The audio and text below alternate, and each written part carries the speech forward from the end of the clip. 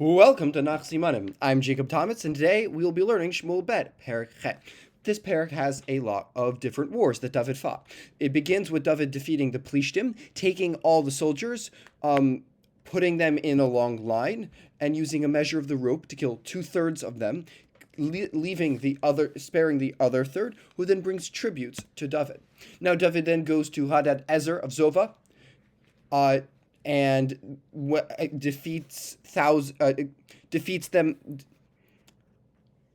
wins the battle, captures thousands of horsemen and foot soldiers, and then when Aram comes, David then strikes down 22,000 of their men. He then takes the golden shields of Hadad Ezer's servant and takes them to Yerushalayim. So King Toy hears that of David's victory, and he decides to send gold, silver, and bronze to thank David for defeating their common enemy. Now David does not use these treasures for himself. Instead, he dedicates them all to Hashem, adding it to the spoils. And this will later be used when Shlomo builds the Beis HaMikdash. David returns from the Valley of Salt. He strikes down 18,000 Adomim, subduing all of them. And at this time, David reigns over all of Israel after many wars.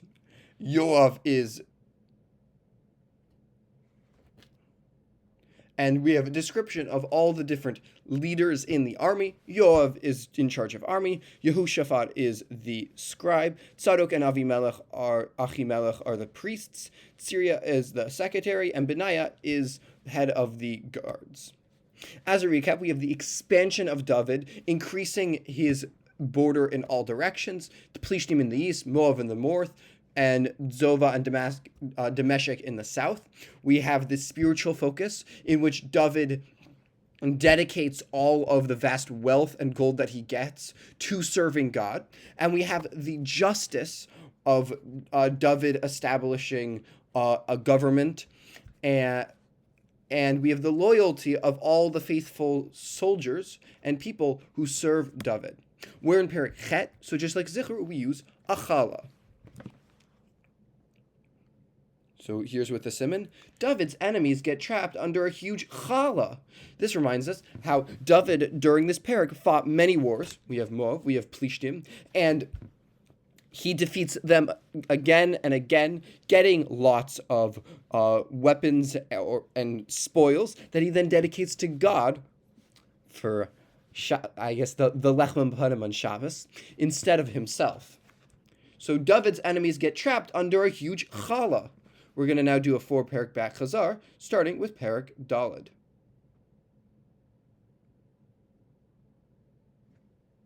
Ishbosheth is impaled by a sharp door. This reminds us how after Ishbosheth lost his main help, there are then men that come while he's sleeping and kill him, take his head, give it to David, and think that they're going to get rewarded for killing David's enemy. Instead, David kills them for killing the king, because he doesn't want to build his kingdom off of killing other people. Now, perek Hay. The stack of hay becomes king over all of Israel. Stack of hay reminds us we're in perek Hay. He becomes king over all of Israel, which reminds us how the people of Israel that were from Ishbosheth, after Ishbosheth died, decides to join David HaMelech in his kingdom, and David becomes powerful and is able to lead all of Eretz Yisrael. Perek Vav, in which we use a sword. The man that touched the ark at the Joyous Festival got sliced by a sword. This reminds us how David, once he was king over all of Bnei Israel, thought, okay, now it is time to bring the Aron HaKodesh to Yerushalayim, because he conquers Yerushalayim in perek Hay. This perek, he's bringing the ark, then Uziel touches it. He gets killed. David thinks that, it's not the right time, so he leaves it in a man's house, who then becomes very powerful, prosperous, and he's like, maybe it is the right time, and then continues to bring it to Yerushalayim. perek Zayin, in which we use a gun, because Zayin, Kli Zayin, is a gun. Also, in this perek, we also have Michal, that was mad at David for dancing. Perek Zayin. David's gun can't build the base of Mikdash, but it earns him an eternal crown. Which reminds us how David wanted to build the base of Mikdash. He asks the prophet, who tells him, go. And then at night realizes, oh no, he shouldn't. So he tells David, don't do it. And God then has this whole message of how great David is, but because he's a man of war, because he uses his gun to succeed, he's not able to build the base of Mikdash, but his son will, and he'll have an eternal crown, and his kids will always be the king. We're now going to do a 10-question pop quiz. In which perek does David take the gold shields of the servants of Hadad Ezer to Yerushalayim? Perek Shmuel Aleph, perek Chet. In which perek does David spare Shaul's life in the cave at Ein Gedi? Shmuel Aleph, perek Chaf Dalet. Oh, sorry.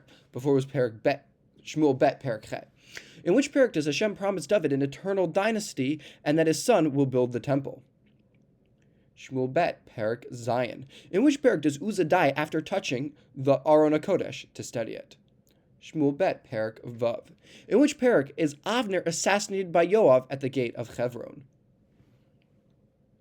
Shmuel Bet, perek